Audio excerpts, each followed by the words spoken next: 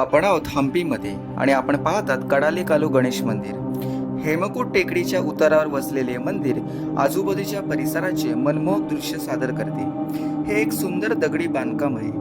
मंदिराचा हॉल उभे असलेला उंच आणि बारीक ग्रॅनाइट खांबाने सजवलेले आहे. आता याला कडालेकालू का म्हणायचं? कारण गणेशाचे पोट अशा प्रकारे कोरले आहे की ते बंगालच्या हरभऱ्यासारखे दिसते आणि म्हणून याला कडालेकालू असे म्हटले जातं. ही हम्पीमधील सर्वात मोठ्या मूर्तींपैकी एक मूर्त मानली जाते. ही जी मूर्ती आहे ही तुम्हाला तब्बल 22 फुटांची मूर्ती दिसेल आणि या मूर्तीमध्ये प्राचीन काळामध्ये एक मोठा मौल्यवान हिरा दडवलेला होता, परंतु नंतर सुलतानाने तो सगळा नष्ट केला आणि त्या परिणामी काय झालं बघा, या मूर्तीची सध्या काय पूजा वगैरे होत नाही. तो आपको पहले इधर गणपति है, पीनट गणपति.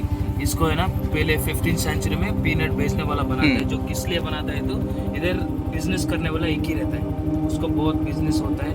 मतलब इधर हम लोग पहले पूजा किसको करते हैं, गणपति को करते हैं. इसलिए वो मेरा एक टेम्पल रहना है, मतलब मेमोरी के लिए बोल के उस टाइम पे एक पीनट गणपति बनाता है. सिंगल स्टोन से बना हुआ 22 फीट वाला गणपति है.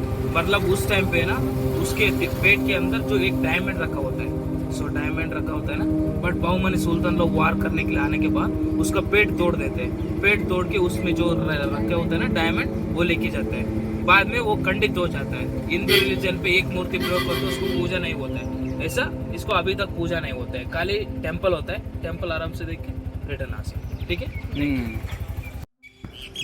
गणेशाचे दर्शन घेतले आणि सरळ पुढे निघालो, ते म्हणजे कृष्ण मंदिर आणि कृष्ण बाजाराकडे. कृष्ण मंदिर त्याच्या उत्कृष्ट कोरीवकाम आणि सुंदर स्थापत्य कलेसाठी ओळखले जाते.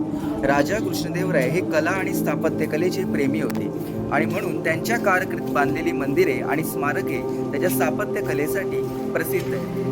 हे कृष्ण मंदिर 1513 साली बांधले होते असे म्हणतात आणि राजा कृष्णदेवराय यांनी उदयगिरीच्या पूर्वेकडील काही राज्ये जिंकली होती आणि या विजय मिळवल्याची आठवण म्हणून हे मंदिर बांधले होते असं म्हणतात. आता मी जो उभा आहे तो म्हणजे हम्पी येथील कृष्ण मंदिरामध्ये. या मंदिराचं वैशिष्ट्य म्हणजे काय, तर याच्यामध्ये श्रीकृष्णाची मूर्ती नाही तर नाही आहे, त्याच्यामुळे ते पूजा होण्याचा प्रश्नच येत नाही. परंतु मंदिराचं जर आपण रचना जर पाहिली तर अत्यंत अद्वितीय असं मंदिर आहे. इथे केलेली कलाकुसर जी आहे अत्यंत डोळ्यात भरण्यासारखी आहे. आणि याचं वैशिष्ट्य अजून एक सांगतो बघा की 15व्या-16व्या शतकामध्ये 16व्या शतकामध्ये जे भारतामध्ये जे मुघल साम्राज्य आणि आदिलशाही साम्राज्याचा उदय झाला, या उदयामध्ये हे बरंचसं नासधूस वगैरे केलेले आहे. ते श्रीकृष्णाची मूर्ती पूर्णपणे नष्ट केलेली आहे आणि त्याच्यामुळे इथे फक्त मंदिर शिल्लक आहे, परंतु मूर्ती नसल्यामुळे इथे कुठल्याही प्रकारची पूजा नाही. परंतु मंदिर मात्र आणि परिसर जो आहे हा अत्यंत बघण्यासारखा आहे. आणि त्याच्यानंतर याच्या समोर जे आपण बघितलं आपण थोड्याच वेळापूर्वी, ते म्हणजे श्रीकृष्ण बाजार. आणि ह्याची खासियत म्हणजे काय, तर श्रीकृष्ण बाजारामध्ये 15व्या 16व्या ते जवळ 13व्या 14व्या 15व्या शतकामध्ये जगातला एक प्रचंड मोठा बाजार भरायचा.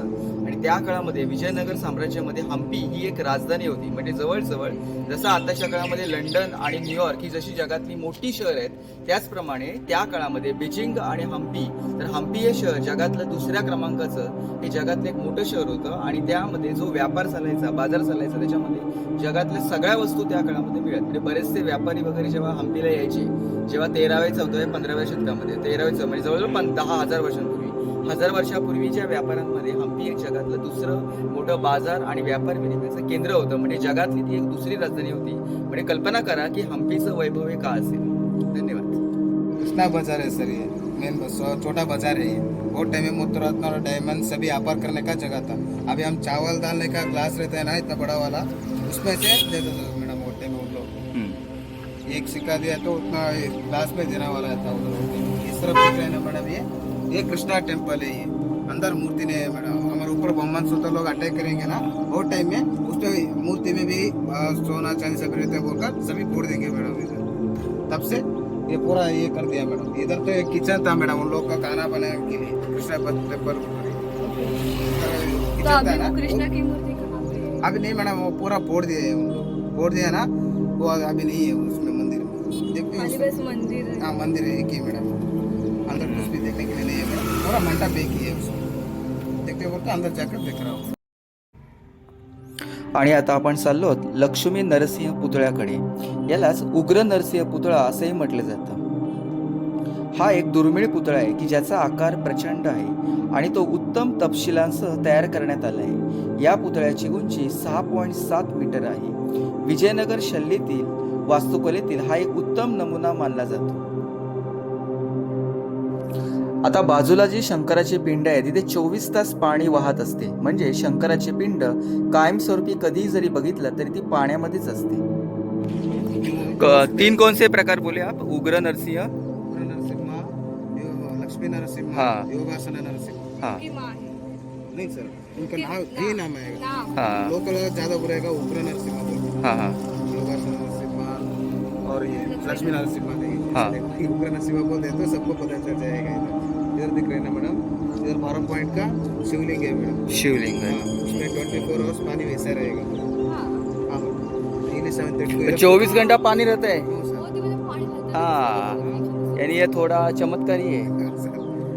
इधर उस पे ये डैम है. चमत्कार किसका है? निसर्ग का चमत्कार है किसका? उस पे डैम है ना हाँ. सर, तुमको पता था उनसे तो थोड़ा काले वाला है. उसमें हाँ. कलेक्शन भी है सर. पानी उसमें 24 आवर्स पानी वैसे रहना है. डेली 7:30 को इधर पूजा होएगा मैडम. एक बुड्ढा था इधर, रोज जाकर पूजा करता था मैडम. उनको 1 साल हो गए उनको मरकर. वो आज से उनका बेटा स्टार्ट कर रहे हैं पूजा करने के लिए डेली. तुम्हारा मन में कुछ तो है तो मन इच्छा है तो उसको ऊपर 1 रुपया तो 2 रुपया तो डाल हाँ. सकते हैं. वो शेर वाला राउंड रहता है ना, उसको ऊपर पकड़ा तो तुम्हारी इच्छा पूरा होएगा. नहीं तो पूरा नीचे में गिर जाएगा. अभी जाकर देखो.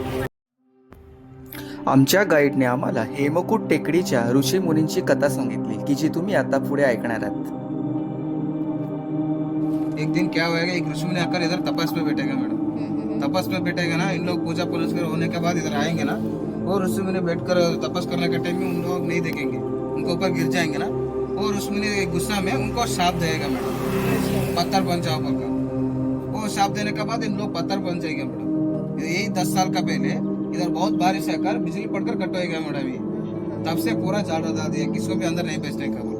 क्यों बोलता अंदर जाने के बाद में कुछ तो क्या होता है ना उनके लिए. इधर से बाहर से देखना है मैडम उन लोगों को. अच्छा ठीक है, कोई दिक्कत नहीं. वातावरण अतिशय प्रसन्न आणि आल्हाददायक होते आणि आमचा प्रवास पुढे चालू होता. आणि पुढचे स्थळ होते त्याचं नाव आहे ते म्हणजे प्रसन्न विरूपाक्ष किंवा त्याला भूमिगत शिवमंदिर असंही म्हटलं जातं.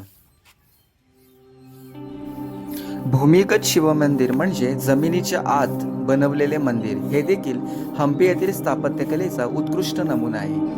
इतना पानी कैसे रहता है, इसमें भी पानी वैसे रहेगा मैडम. अभी ये बारिश का पानी और गार्डन को पानी छोड़ते ना, वो आकर नीचे रुकेगा मैडम. वो तो डैम का कलेक्शन पानी आएगा.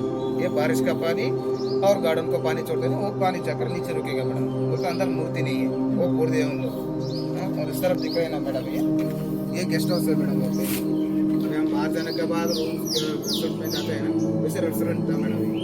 देश से विदेश से राज लोग आता था ना, उन लोग का रहने के लिए जगह था मैडम. पूरा लकड़ी से बांधा हुआ था. हमारे ऊपर बोमस को अटैक करेंगे ना, वो टाइम पूरा जला देंगे मैडम. अभी तक वैसा ही देखो मैडम, वो ब्लैक ब्लैक दिख रहे हैं ना, अभी तक अभी वैसा है.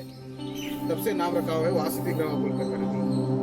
अब इस तरह से सर पहले ये हाँ अभी 1 रुपये का 2 रुपये का केस है, वैसा वाला कॉइन बना के अभी मैं कृष्णा बाजार बोला ना उधर, हाँ. उधर लेकर जाकर व्यापार करता था मैडम उन लोग वो टाइम में. हाँ उधर एक और इरपाक से टेम्पल है ना, हाँ. टेम्पल से एंट्रो से 1 किलोमीटर दूर होकर उधर भी सोना चांदी व्यापार करता था मैडम. उधर भी हाँ ये टंकशाल आहे. हाँ मैडम, यस सर, टेंशन है ये. हाँ वो इधर से मिशन लेकर दिल्ली म्यूजियम में रखा हुआ है मैडम. ये हाँ हाँ म्युझियम आहे आणि करन्सी सेम होता. रुपीज करन्सी होता. हाँ. विजयानगर रुपी. हाँ सर. ठीक आहे. पान सुपारी बाजार है. हाँ. अभी हम खाना होने के बाद पान और पूरा ये डालते हैं ना, वो पूरा इधर तैयार करता था मैडम. हाँ इधर का बना के सभी जगह में बेचता था.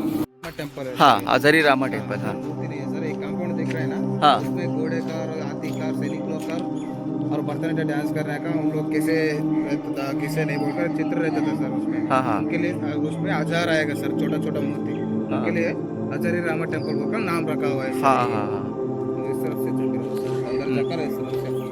ठीक आहे. हजारा राम मंदिर 15व्या शतकाच्या सुरुवातीला विजयनगरचे तत्कालीन राजा देवराय दुसरा यांनी बांधले होते. ते मूळतः एका साध्या रचनेत बांधले गेले होते. त्यामध्ये एक गर्भगृह, एक खांब असलेला हॉल आणि एक अर्धा मंडप आहे. हजारा राम मंदिर हे अनेक बाबतीत अद्वितीय आहे.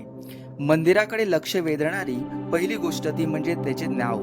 हजाराराम या शब्दाचा अर्थच होतो हजार राम. मंदिराच्या भिंतींवर दगडावर कोरली गेलेली रामायणाची कथा कोरलेली आहे. मंदिराच्या बाहेरील भिंती राम आणि कृष्णाच्या मूळ अवशेषांनी सजवलेल्या आहेत. या अवशेषांमध्ये त्यावेळी दसरा उत्सवाच्या मेळाव्यात भाग घेणाऱ्या घोडे, हत्ती, सेवक, सैनिक आणि नृत्य करणाऱ्या महिलांच्या मिरवणुकीचे चित्रण आहे. हे अवशेष भारतात कुठेही आढळणाऱ्या सर्वात विस्तृत अवशेषांपैकी एक आहेत. मंदिराच्या उत्तरेकडील बाजूला एक विस्तीर्ण हिरवळ आहे. मंदिराच्या आवारात प्रवेश करण्यासाठी 2 मोठे प्रवेशद्वार आहेत. मंदिराच्या आतील भागात अलंकारिक कोरीव काम केलेले स्तंभ आहेत. मंदिराच्या भिंतींवर भगवान विष्णूंचे चित्रण आहे. हे मंदिर विजयनगरच्या शिल्पकारांच्या उत्कृष्ट कामगिरीचे एक उदाहरण मानले जाते. हजाराराम मंदिराकडून आमचा पुढे प्रवास सुरू झाला तो म्हणजे पुष्करणीकडे. आणि आता आमचा गाईड सर्व काही डिटेल तुम्हाला माहिती देईल. आता डोर वो डेली डोर से आगे तो उधर बड़ा वाला दिख रहा है ना मैडम, वहाँ आगे होता है ना ऊपर, वो 10वां प्लेटफॉर्म है. उसके ऊपर हमारे बिठा होकर पूजा पुनस करवाने के बाद आगे ऊपर रखकर पूरा राउंड मरा होता था मैडम होटल में. उससे थोड़ा आगे गए तो एक पुष्करणी आएगा मैडम. पुष्करणी, हाँ. राउडी राठौड़ मूवी है ना, हाँ. वो शूटिंग इधर ही हुआ था मैडम. और प्रभास का कॉर्नर था, वो मूवी भी इधर ही हुआ है. दिख रहा है ना मैडम, ब्लैक कलर का पुष्करणी आएगा. हाँ, उधर से थोड़ा आगे गए तो रॉयल एंक्लोजर आएगा मैडम. रॉयल एंक्लोजर आएगा और एक सीक्रेट चेंबर आएगा. सीक्रेट चेंबर बोलते हो राजा और मंत्री सब लोग मिलकर सीक्रेट से बात करने का जगह था मैडम. मीटिंग के लिए. हाँ मैडम. उधर से आगे तो रॉयल एंक्लोजर आएगा मैडम. क्यों तो उधर बड़ा स्टेज था मैडम. उधर राजा बैठकर और डांस करने का और वगैरह करने का उधर बैठकर देखता था मैडम.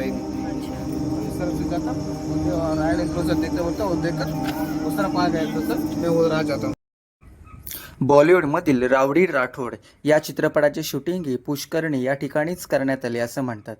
आणि त्याचबरोबर पुष्करणी हे विजयनगर साम्राज्यातील करमणुकीचे एक महत्त्वाचे ठिकाण होते असं म्हणतात. पुष्करणी संपविली आणि आमचा प्रवास पुढे सुरू झाला तो म्हणजे राजप्रांगण.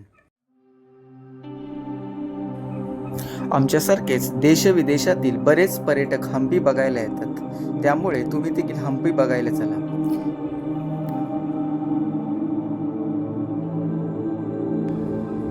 जिना चढून राजप्रांगणाकडे प्रवास सुरू होता.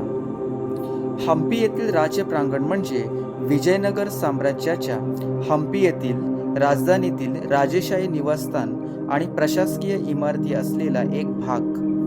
मराठीमध्ये जर विचार केला तर राजप्रांगण म्हणजे राजेशाही निवासस्थान किंवा राजकीय केंद्र. हंपी हे एक पूर्वी मोठे, समृद्ध आणि भव्य शहर होते की ज्यामध्ये मंदिरे, तलाव आणि व्यापारी बाजारपेठ होती असे म्हटले जाते. हंपीतील राजप्रांगण म्हणजे राजा आणि त्याच्या दरबारासाठी असलेले निवासस्थान की ज्या ठिकाणी प्रशासकीय इमारती होत्या आणि त्याचबरोबर त्या काळामध्ये राज्यकारभारामध्ये आलेल्या अडीअडचणी सोडवण्यासाठी राजा त्या इमारतींचा वापर करत होता. याचबरोबर या ठिकाणी इथे अनेक मंदिरे, राजवाडे आणि इतर अनेक प्राचीन इमारती आहेत.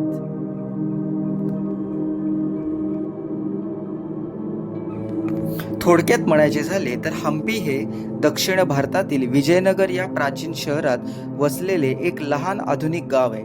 संस्कृतमध्ये याचा अर्थ आहे ते म्हणजे विजयाचे शहर.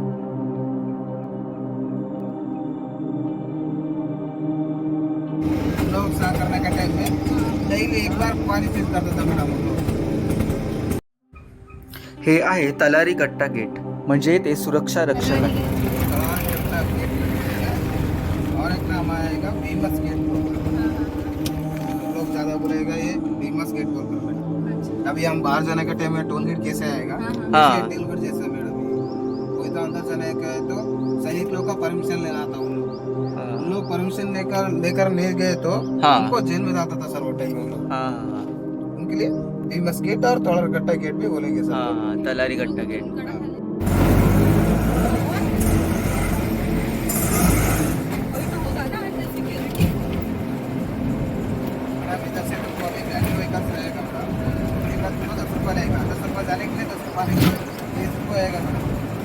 तलारी कट्टा गेट पाहिल्यानंतर पुढे आमचा प्रवास सुरू होता तो म्हणजे विठ्ठल मंदिरासाठी आणि तिथेच दगडी रथ होता. ही जो दगडी रथ 50 रुपयाच्या नोटेवर असते, पण आम्हाला कळलं की तिथे 40 रुपये शुल्क भरावे लागते.